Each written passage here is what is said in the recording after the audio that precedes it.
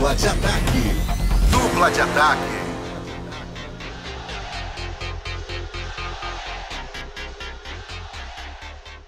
E aí, galera, bem-vindos a mais um Dupla de Ataque. Toda semana tem essa tabelinha por aqui, eu e o PVC falando de vários assuntos do futebol brasileiro, do futebol internacional.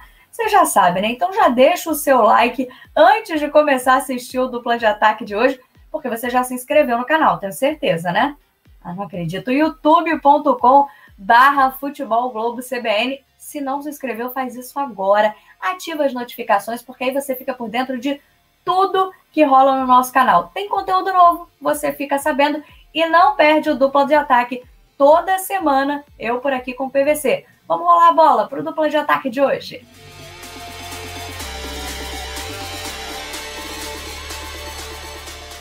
Final de semana tem a 13ª rodada do Campeonato Brasileiro Feminino da Série A1.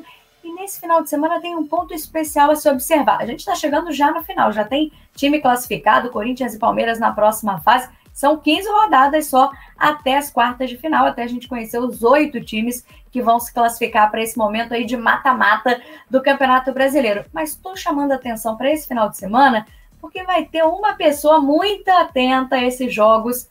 E claro que eu estou falando da técnica da Seleção Brasileira, Pia Sundhage, porque a partir de segunda-feira todas as jogadoras estarão reunidas para mais essa data FIFA. É a última antes dos Jogos Olímpicos. A convocação já foi feita na última semana, mas das jogadoras convocadas, muitas atuam aqui no futebol brasileiro. Então vai ser a oportunidade da Pia vê-las em campo nessa rodada do Brasileirão, para na segunda-feira começar a pensar na seleção brasileira para os amistosos que vão lá no outro final de semana. Então, por exemplo, ela vai estar de olho no jogo do Kinderman, que vai enfrentar o Santos, porque no Kinderman tem a Bárbara, goleira que está sempre convocada. A gente não sabe nem se ela vai ser titular, mas ela tem sido sempre convocada pela Pia, então Bárbara estará nas Olimpíadas. Acho muito difícil que fique fora da última lista. Aí, se a gente for falar, né, do Palmeiras, tem 4 jogadoras que foram convocadas para essa semana de treinos. Tem a Rafaele, zagueira, que é uma, talvez para mim, pelo menos, né, a melhor zagueira da seleção. Rafaele agora contratada, né, pelo Palmeiras, convocada pela Pia, então vai estar em campo, já estreou há algumas semanas. Tem a Júlia Bianchi no meio-campo, a Ari Borges também,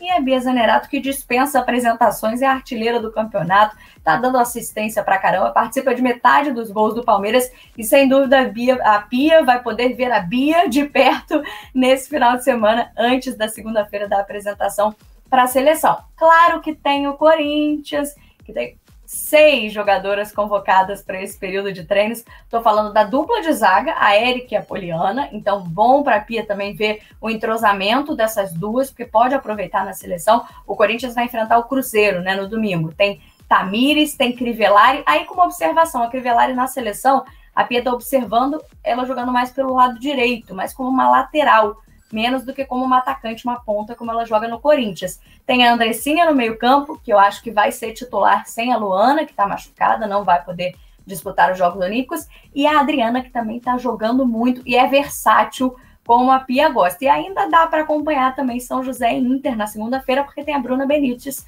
do Internacional, sempre convocada também pela Pia, e outra que é figurinha carimbada aí nos Jogos Olímpicos de Tóquio, está sempre convocada a Bruna Benítez. Então, ótima oportunidade para a gente acompanhar mais uma rodada do Brasileirão, chegando ao final da primeira fase, ou seja, os jogos cada vez mais decisivos, e também o último olhar da Pia para essas jogadoras em campo, porque na semana que vem tem 2 amistosos, tem Rússia e Canadá, e a última chance da Pia tomar a decisão que falta para a convocação dos Jogos Olímpicos, que aí sim é para valer medalha para a seleção brasileira. Olá, Camila Carelli, olá você que acompanha o Dupla de Ataque. A gente está aqui hoje para falar sobre eliminatórias da Copa do Mundo, sobre preparação para a Eurocopa, que começa na próxima sexta-feira, e sobre o futebol brasileiro. O campeonato da Série A, que começou pegando fogo, não tem clássicos nesse final de semana, mas tem muita gente perigando e muita coisa importante. Vai ser o 3º jogo do Corinthians sob o comando de Silvinho, o que é a esperança de retornar aos tempos de Tite. Silvinho foi assistente de Tite, de Mano Menezes, no Corinthians. Assistente de Tite na seleção brasileira. Então ele tem a mesma busca pelo equilíbrio. Só que o Corinthians é um clube desequilibrado. E a estreia foi assustadora com a derrota para o Atlético Goianiense na Neoquímica Arena. Silvinho sabe que tem pouco tempo para organizar uma equipe e tem de cara na segunda rodada do Brasileiro um adversário duríssimo, o vice-campeão mineiro América, dirigido por Lisca. É claro que o Corinthians é um time muito mais estruturado do que o América, mas o Lisca tem hoje um time muito mais equilibrado do que o do Corinthians. Razão para preocupação de Silvinho.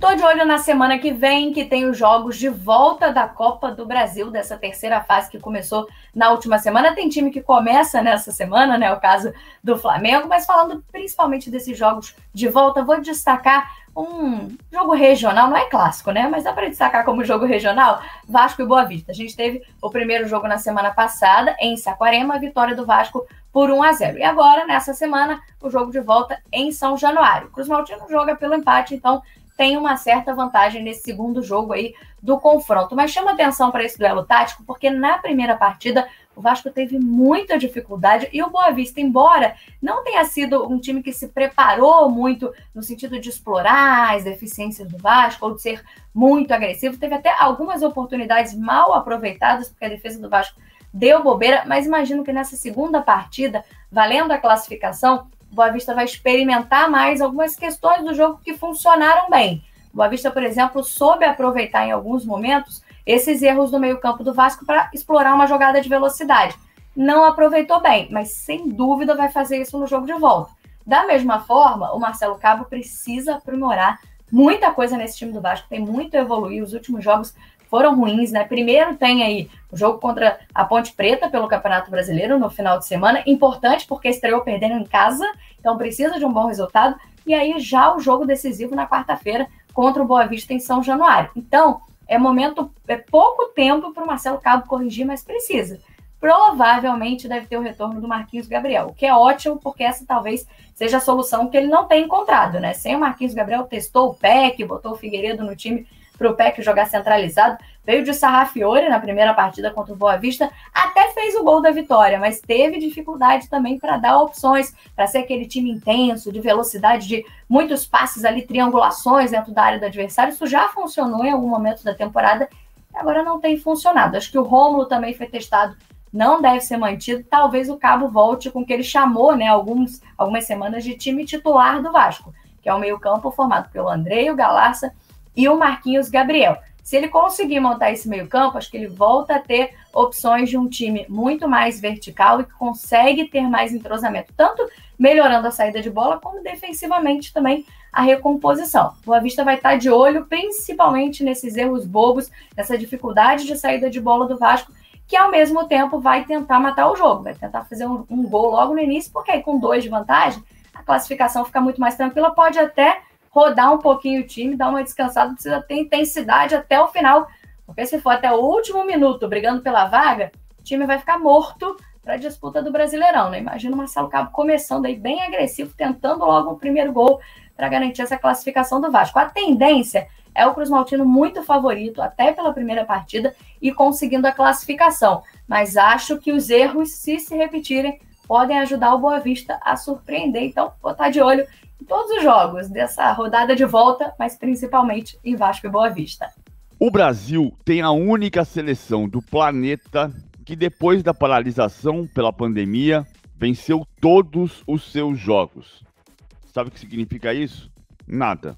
Porque foram 4 jogos. Enquanto as seleções da Europa já jogaram 11 vezes, o Brasil, em função das circunstâncias da paralisação do futebol na América do Sul, perdeu terreno. Perdeu tempo de preparação. E é isso que Tite tenta corrigir no jogo de Porto Alegre contra o Equador na noite desta sexta-feira, 21h30. O Brasil enfrenta o Equador na mesma cidade em que jogou contra a seleção equatoriana pela última vez. Foi em agosto de 2017, uma vitória da seleção por 2-0, com participação de Luan nos últimos 6 minutos de jogo. Faz tanto tempo que Luan era jogador selecionado para a seleção brasileira e hoje é discutido no Corinthians. A seleção não vai ter Douglas Luiz e com isso tem que mudar o sistema. Se você prestou atenção, Tite tem feito um sistema em que ele prende o volante do Aston Villa e libera o lateral Renan Lodge, que virou reserva do Atlético de Madrid nos últimos tempos. Mas Tite deve manter o mesmo tipo de jogo, com uma diferença fundamental. Neymar volta a ser titular da seleção brasileira, sem Douglas Luiz suspenso, mas com Neymar de retorno. Quem pode perder terreno e lugar é Everton Ribeiro, que vestiu a camisa 10 do Brasil contra a Venezuela e o Uruguai, os dois últimos jogos da seleção brasileira, em novembro do ano passado. Faz tempo, né? A seleção tem passado períodos longos sem jogar, em função da pandemia. E é por isso que precisa recuperar o tempo perdido, treinar e montar uma equipe que seja sólida para chegar na Copa do Mundo do ano que vem.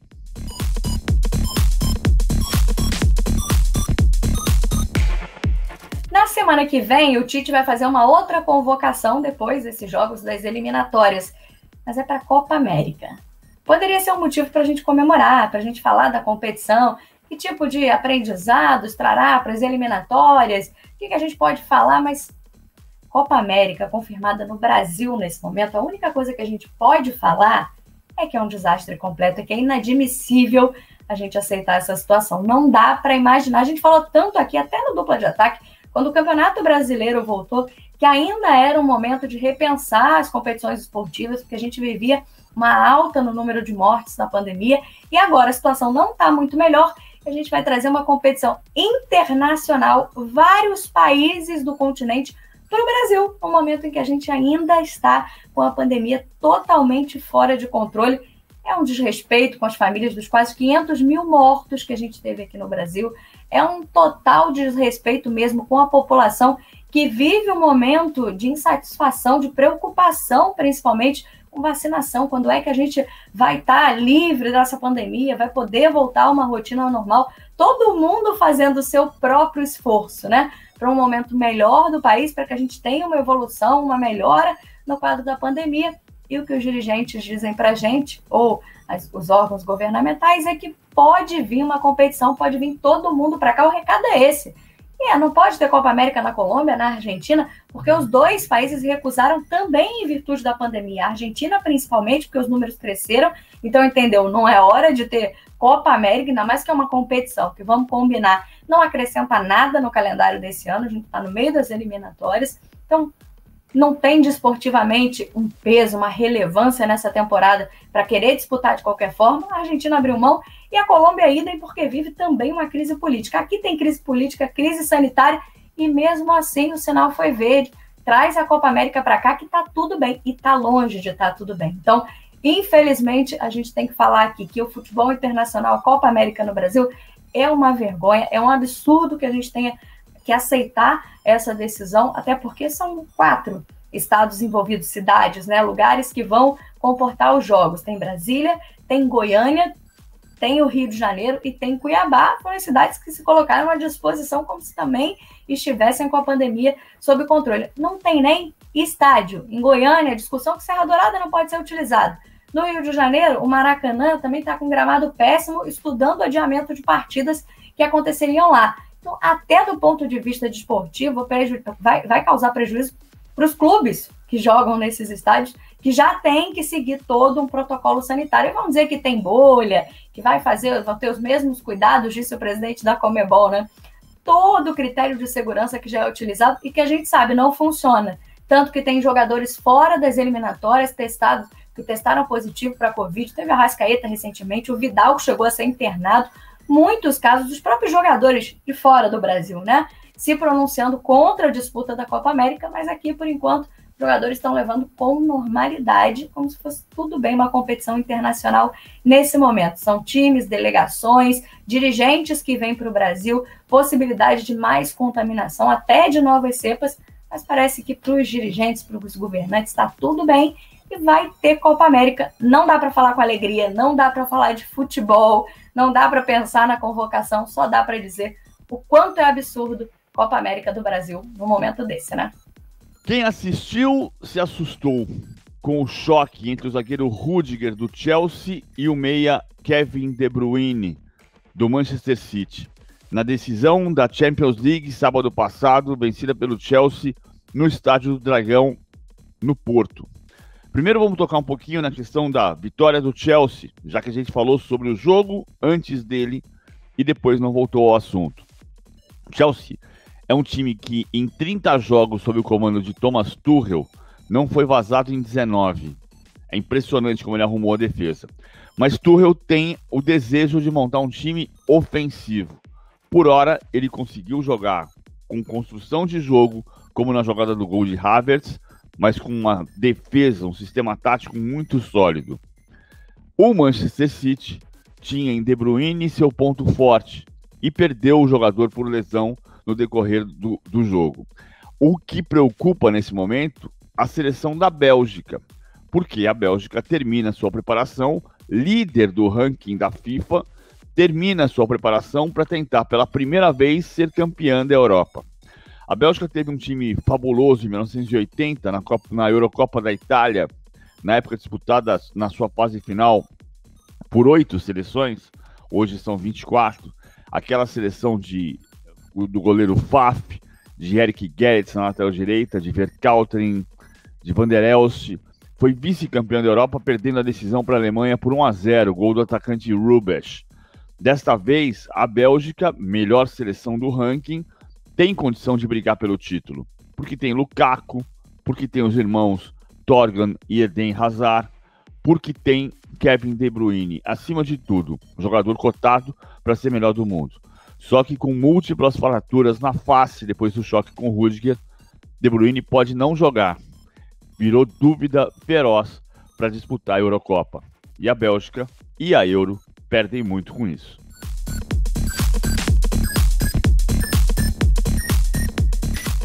Já que falamos hoje aqui do Campeonato Brasileiro, da Série A1, do Campeonato Feminino, que aliás agora tem nome, né? Ganhou um name right, um nome bonito, porque uma empresa está patrocinando as seleções de futebol feminino e também o Campeonato Brasileiro da Primeira Divisão. Primeira vez que a gente tem, né, na história, um patrocínio só para as seleções femininas. E também vai patrocinar o Campeonato Brasileiro até 2024, vai ter o nome dessa empresa. Depois você procura aí, que não estão me pagando nada para falar, você dá uma olhada aí na internet, no Convocados, que eu já disse qual é o nome da empresa que está patrocinando o Campeonato Brasileiro.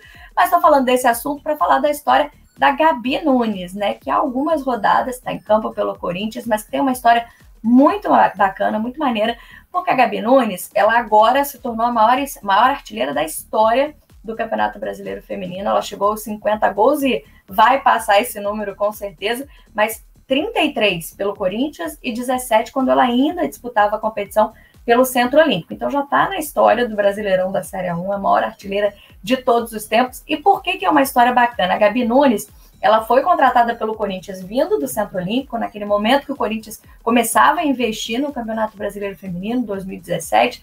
E aí logo que ela começou bem demais no Corinthians, fazendo muitos gols, porque é uma artilheira nata, ela teve uma lesão no joelho. O problema é que foram 3 lesões em seguida. A Gabi Nunes praticamente ficou 2 anos sem entrar em campo, inclusive perdendo convocações, porque ela estava na seleção sub-20, quando ia conseguir vaga na seleção principal, nenhuma sequência, uma lesão atrás da outra, lesões longas, de recuperação difícil.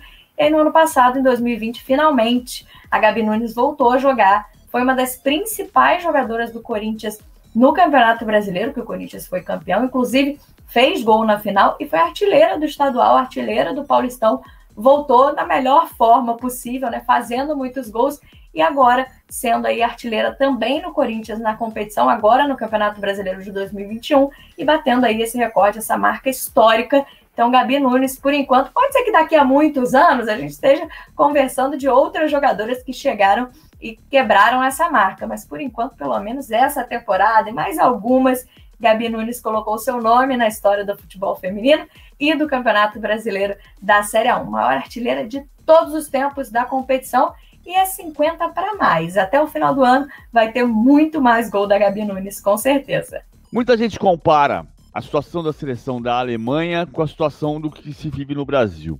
Mas é muito curioso como a gente anda em linha, em zigue-zague, né? Foi um exemplo quando Jupp Heynckes deixou o Bayern e 6 meses antes dele ser campeão da Europa, já se sabia que Pep Guardiola seria o seu substituto. Assim como já se sabe que o substituto de Joaquim Löw, em estado deplorável de popularidade, depois de ver a sua Alemanha perder por 6-0 para a Espanha, a maior derrota da história da seleção da Alemanha, Löw já deixou claro que vai embora, e agora a Alemanha já contratou um ex-assistente de Löw, Hansi Flick, técnico do Bayern, campeão da Champions League em 2020. Na Alemanha pode funcionar assim, mas toda vez que alguém diz no Brasil que você vai fazer a mesma coisa, ou seja, por exemplo, quando o Cuca ficou esperando a recuperação da sua saúde e o Wagner Mancini como técnico, aí a gente discute. Aí a gente acha que é um absurdo, que não como assim? O que é que se vai fazer? Como é que vai esperar um técnico por tanto tempo? São culturas e situações diferentes. Não dá para a gente cobrar no Brasil o que acontece na Alemanha.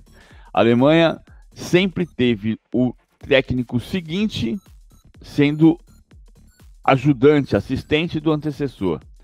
Foi assim com Jupp Derval, que era assistente de Helmut Schoen, que foi assistente de Sepp Herberger, que foi assistente de Otto Ners. E a Alemanha tem essa lista de técnicos desde o início da história. Otto Ners, Sepp Herberger, Helmut Schoen, Jupp Derval, seu assistente, Franz Beckenbauer, que foi seu jogador, Bert Volz, assistente de Beckenbauer, Erich Ribbeck, que quebrou essa corrente, não era assistente de ninguém, Rudi Völler, vice-campeão do mundo em 2002, que trabalhou com todos os anteriores, com Beckenbauer e Jupp Derval. Depois de Rudi Völler veio Jürgen Klinsmann, Joaquim Löw, assistente de Jürgen Klinsmann, e o 11º, Hansi Flick. Em toda a história, apenas 11 treinadores. Valeu, Camila! Valeu você que acompanha o Dupla de Ataque. A gente volta na semana que vem com mais Eurocopa, muito da Eurocopa que vai começar na próxima semana. Valeu! Valeu, PVC. Espero que você aí também tenha curtido o Dupla de Ataque de hoje, todos os temas que nós trouxemos aqui, que acompanhe também todos esses jogos. Deixa o teu comentário, dá a tua sugestão, dá a tua opinião também sobre os temas que nós conversamos nesse Dupla de Ataque. E claro, né, o joinha, aquele like, aquela curtida no Dupla de Ataque de hoje. Espero que você já esteja inscrito no nosso canal, né? O mínimo que eu espero de você é isso, mas se não, agora. youtube.com/futebolglobecbn, faz a sua inscrição e já ativa as notificações, porque tem Dupla de Ataque, tem Rodada Globo CBN, todas as nossas transmissões, então ativa as notificações, você fica sabendo de tudo que acontece aqui no nosso canal. Tem conteúdo novo? Você fica sabendo, inclusive quando pintar o Dupla de Ataque da semana que vem. Então, bom final de semana, de olho nos jogos, e te espero aqui na semana que vem com mais um Dupla de Ataque. Tchau, tchau!